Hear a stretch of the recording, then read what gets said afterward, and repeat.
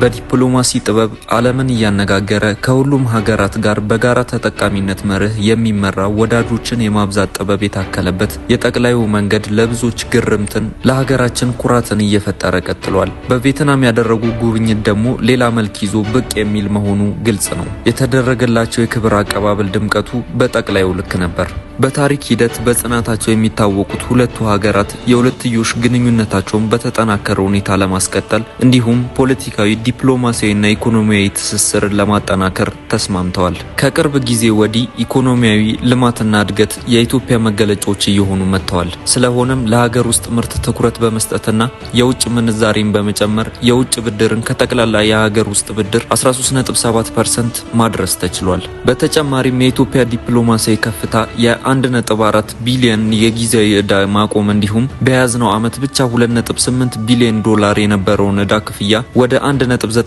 ቢሊዮን እንዲቀንስ ማድረግ ተችሏል። ዓለም በረሃብ የሚያውቀውን የውድቀት ታሪካችንን ልጓም በሌለው የብልጽግና ጉዞ ተክተን እጅ በአፍ ማስጫን ችለናል። ኢትዮጵያ ወደቀች አበቃላት ስትባል እንደ ወርቅ በእሳት እየተፈተነች ከብረት ይልቅ እየጠነከረች የምትሄድ ተአምረኛ ሀገር ናት።